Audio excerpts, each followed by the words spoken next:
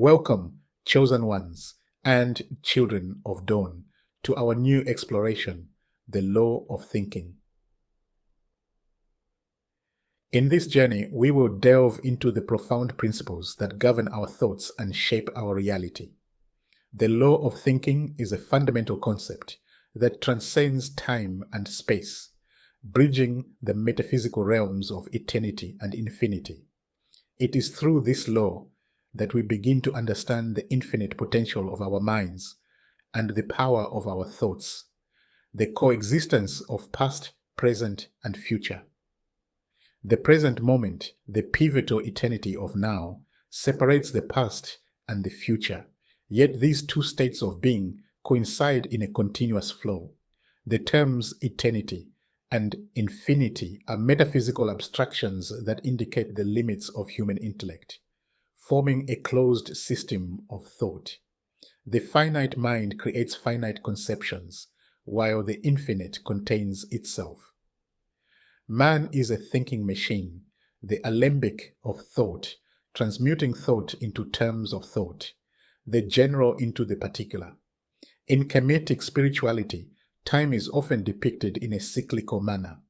The god Heka represents the creative power of the world and the continuity of time, suggesting that past, present, and future are interconnected and simultaneously present. This idea also resonates with the Hermetic principle of mentalism, as encapsulated in the phrase, "all is mind," where the past and future coexist in the eternal now. The nature of thought. Thought exists not in the thinker, but in the thing-thought, a phenomenon beyond mere mental grasp. The mind adumbrates, though it may be unable to fully seize and name ideograms of intuitional perception. These ideograms are coordinated in the subliminal consciousness, surfacing through introspection or unconscious cerebration, graven in the race memory by the continuity of the germ plasm. These ideograms are transmitted by heredity to individuals, forming the essence of eternal thought inherent in the living cell, a cell soul. According to Thoth's teachings, thought is a creative force. It exists not independently of the thinker, but as a manifestation of the thinker's consciousness. When one channels their thoughts with clarity and intention, they can bring about tangible changes in the world. He, thinker, the individual who generates thoughts, acts as the source of this creative force, just as Thoth inscribed the divine words that governed the universe, the reflex of nature. All thinking and sensitive substance, or psychoplasm, is the reflex or mirror of nature. The activities of thought and the phenomena of substance are intricately connected, reflecting the universal law of substance. The subjective validity of these eternal thoughts can be established, and their objective reality may be predicated when found to be universal, in extension, and coordinated with the law of substance. Join us as we explore the depths of the law of thinking, uncovering the timeless truths that guide our mental faculties and shape our existence. Let us journey together into the realm of infinite possibilities, harnessing the power of thought to transform our lives and align with the universal laws that govern our reality. The law of thinking, the mystery of man. Dear chosen ones, as we continue our journey into the profound realm of the law of thinking, let us delve into the intricate mystery of man and his relation to the cosmos. Man is a mystery and can be explained, not merely demonstrated, only in terms of abstract thought. He is conscious of his existence and his relations to an external world through the medium of thought. In the absence of thought, there could be no world for man. If the world did not exist, he could not be conscious of it. If he himself did not exist, he could not be conscious of it. He exists by reason of his thought. He is a microcosm.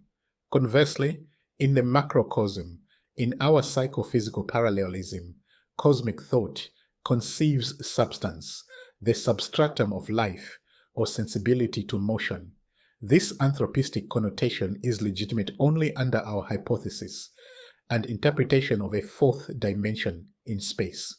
The world was antecedent to man and therefore to his science. The world as man knows it is not perfect, owing to the limitation of his perceptive faculties.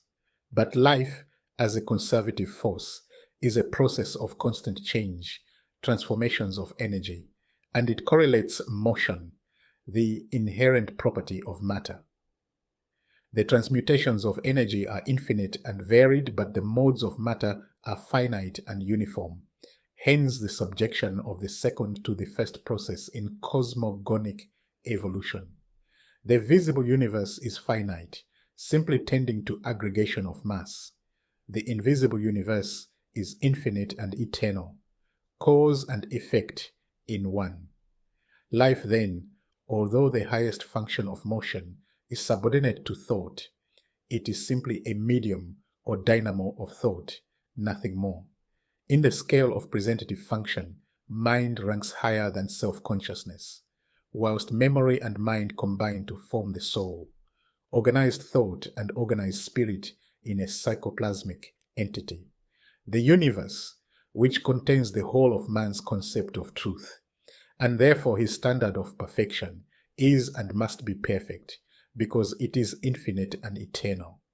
As man did not create the world, nor has knowledge of the contents of eternity and infinity, his views on the subject are necessarily incomplete. But since the part cannot contain the whole, his reason postulates a higher power than human omniscience. His faith in this intramundane deity is the measure of his sensibility to spiritual motion, impelling even to belief. Knowing no higher attributes than those of human perfection, this unknown power becomes a unipersonal, an anthropomorphic God to some, and a concept of universal law to others. Superstition is unreasoned faith.